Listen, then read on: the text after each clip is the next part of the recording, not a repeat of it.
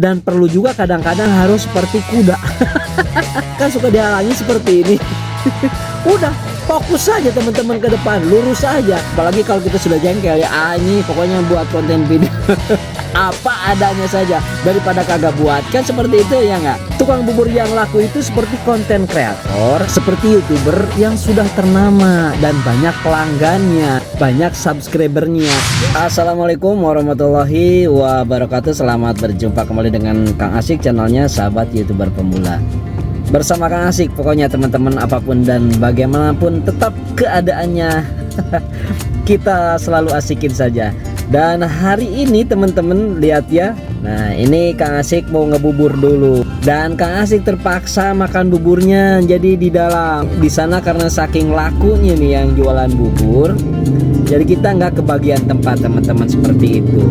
Sehingga Kang Asik punya sebuah inspirasi ya, dan termotivasi pula daripada yang penjual bubur yang ini untuk membuat konten. Nah ini teman-teman yang dimaksud dengan salah satu bagian kecil bahwa konten kreator itu ya mau tidak mau harus kreatif. Kalau kreator itu kan kitanya, sementara kreatif adalah perbuatannya. Dan langsung saja yang akan jadi topik pembahasan pagi ini tentang bubur. Ini enak sekali kan kelihatannya juga. Jadi bubur ini kenapa laku? Nah kalau kita ibaratkan untuk membuat konten nih ya, kadang-kadang teman-teman juga bertanya, jadi sebetulnya teman-teman yang membuat konten itu tidak ada yang jelek. Karena kenapa Kang Asik mengatakan tidak ada yang jelek? Dengan kita berani membuat konten disuguhkan di platform YouTube itu sudah luar biasa. Dan Kang Asik sangat menghargai sekali pada rekan-rekan yang telah mau membuat konten video. Dan itu adalah sebuah keberanian yang luar biasa dan patut dihargai. Karena sesungguhnya kalau kita tidak menghargai karya orang lain, berarti orang itu tidak Pancasilais. Nah balik lagi ya, bubur ini kenapa teman-teman bisa laku keras? Berarti pertama kan bahannya. Jadi bahan bubur itu berasnya harus bersih, berasnya tidak boleh terlalu kecil butir-butirnya, seperti itu. Jadi bahannya jangan terlalu murah, jangan mentang-mentang ya karena memang ingin dapat laba yang banyak. Ketika dibuat bubur, buburnya jadi jelek. Mungkin itu pertama dari bahan. Kemudian aduh maaf teman-teman ya, pembahasan tadi langsung Kang Asik close dulu. Karena makan buburnya nggak mungkin Kang Asik bawa ke video ini. Alasannya kenapa? Ya karena kan konten Kang Asik bukan mukbang ya, bukan makan. Artinya begini teman-teman, ketika kita membuat konten itu, walaupun kita misalnya, kau Kang Asik nih YouTuber pemula kan yang diomonginnya, kok makan juga ada dan lain sebagainya. Ya nggak apa-apa teman-teman, yang penting ada sedikit korelasinya lah, ada hubungannya gitu ya. Daripada kita membuat konten di situ terus kan jenuh ya nggak. Aduh. Dan ini maaf pakai ikat dulu, ini namanya ikat kalau orang Sunda bilang ya. Jadi ikat ini adalah salah satu dari budaya Indonesia, yaitu diantaranya adalah Sunda juga suka memakai ikat. Jadi selain suku-suku yang lainnya. Dan filosofi ikat itu teman-teman rada melebar dikit ya. Karena ikat kepala ini yang nggak ada nomornya ya. Jadi nggak ada nomor 32, 36, 37, nomor 8, nomor 7, nggak ada. Jadi yang jelas ikat kepala ini di siapapun bisa masuk. Kira-kira kalau kita korelasikan dengan membuat konten video, ya kita berarti harus bisa, konten video yang kita sampaikan harus masuk ke segala umur. Jadi berarti kita harus pandai menyesuaikan. Mungkin seperti itu.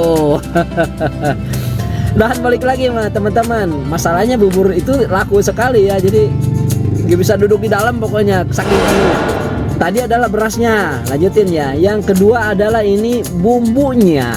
Jadi pedagang bubur ini karena memang sudah langganan Kang Asik, ya Kang Asik suka wawancara-wawancara dikit gitu kan, sambil bayar atau sambil duduk-duduk dulu, sambil makan-makan seperti karaoke, seperti telur puyuh dan sebagainya. Jadi suka ngobrol. Jadi sebetulnya apapun dalam kehidupan ini, diantaranya bubur ini, kata tukang bubur, bisa disukai itu karena memang enak buburnya. Kemudian juga enak yang menyajikannya. Enak di sini maksudnya enak diajak komunikasi. Jadi tidak jutek ya, tidak judes, murah senyum. Tetapi tidak murahan ya. Jadi Kang Asik ya nggak promosi ya kan, nggak nyebutin ya. Nah, dari bumbunya nih, dari mulai dia itu kacang, kemudian dagingnya, kemudian bawang daunnya, seledrinya gitu ya, kemudian kecap dan lain-lainnya lah ya, seluruh bumbunya. Nah, ini dia punya racikan tersendiri ternyata, jadi warisan leluhur katanya teman-teman, dan hal ini sangat dirahasiakan.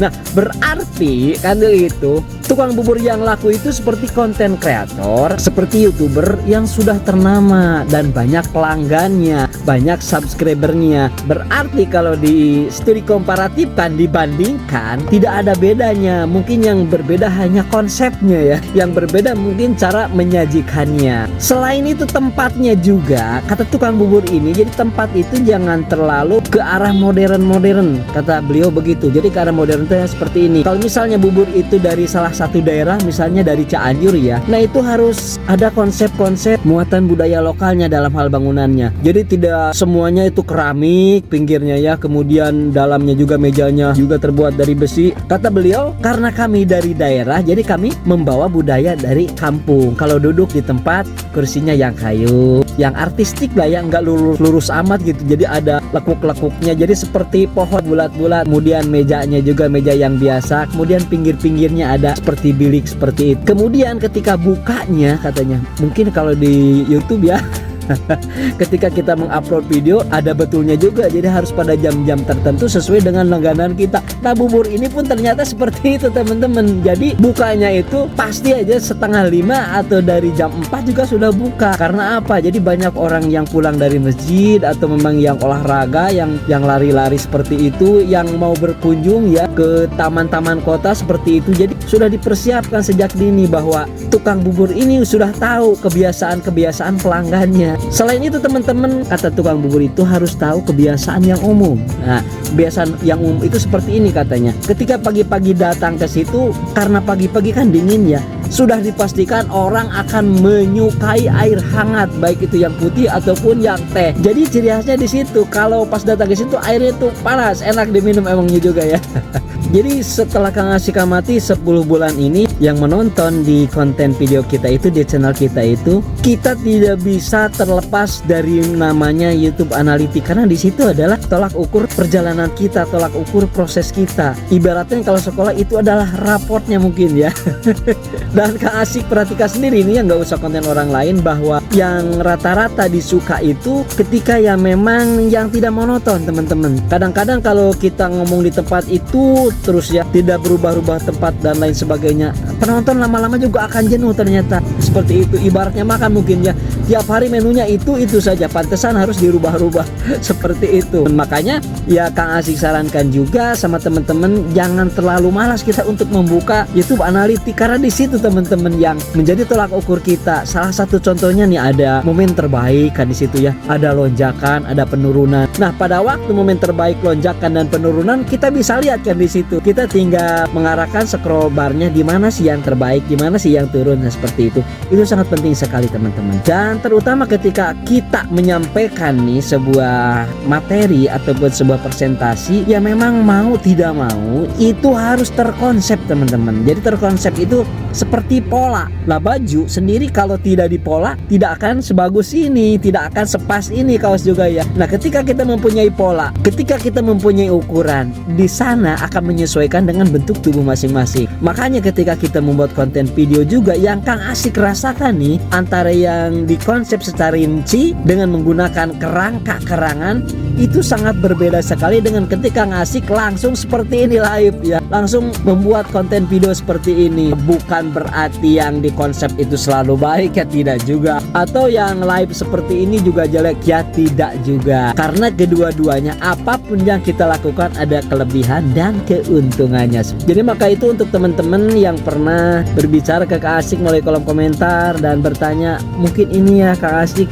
konten video saya jelek. Sekali lagi, konten video teman-teman yang Kang Asik tonton tidak ada yang jelek. Bukan berarti Kang Asik tidak punya pendirian, Karena menurut prinsip Kang Asik, ketika teman-teman mau melakukan pembuatan konten video, di situ sudah ada itikad baik dan sebuah semangat kita ingin berubah. Karena apa? Ketika kita melakukan perjalanan membuat konten yang terus menerus, akan terlatih dengan sendirinya, akan paham dengan sendirinya, akan berkualitas dengan sendirinya. Jadi yang penting kita itu mau ya berusaha, mau berupaya, jangan pantang menyerah, dan perlu juga kadang-kadang harus seperti kuda. Kenapa seperti kuda ya? Karena kuda itu kan suka dihalangi seperti ini. Udah, fokus saja teman-teman ke depan, lurus saja. Bukan artinya tidak usah melirik ke kiri ke kanan, boleh. Hanya saja jangan terlalu banyak melirik ke kiri dan ke kanan manakala tidak ada yang bermanfaat. Boleh kita mendengar, tetapi sesuatu yang memotivasi. Kalau tidak ada yang memotivasi, kadang-kadang teman-teman ada yang mengetawakan.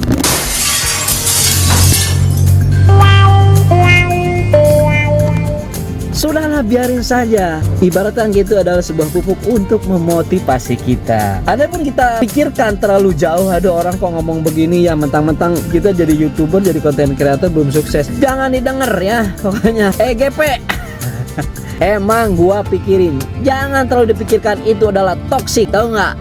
Itu adalah racun yang akan menghalangi kita, yang akan membuat diri kita terganggu. Sudah lewat saja. Jadi fokus saja seperti kuda tadi teman-teman. Tapi ngomong-ngomong kuda, di depan sana ada kuda, bentar ya. Kameranya kita ke depan kan, coba. Jadi secara kebetulan sekali kasih ngomong kuda, tiba-tiba kudanya nongol deh.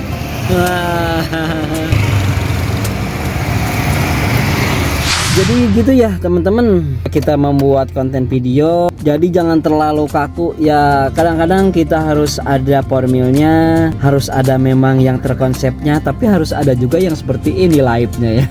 Jadi kita membuat konten video seadanya, dan Kang Asik seperti ini ya, bagaimana lagi. Pertama pengen membuat konten video ya sambil nyari duit lah ya, yang halal, enak. Pokoknya teruslah semangat teman-teman ya, jangan pernah mundur, jangan pernah dengar apapun. Anggaplah bahwa kita membuat konten video itu adalah latihan acting ya, enggak? Jadi lama-lama juga yang tadinya teman-teman kaku kan di depan kamera, lama-lama tuh sendiri. Apalagi kalau kita sudah jengkel ya, ini pokoknya buat konten video apa adanya saja daripada kagak buat, kan seperti itu ya enggak? Saya Kang Asik mohon undur diri untuk pamit, dan tentunya berjumpa lagi di video selanjutnya. Wallahul muwaffiq ila aqwamit thoriq. Assalamualaikum warahmatullahi wabarakatuh.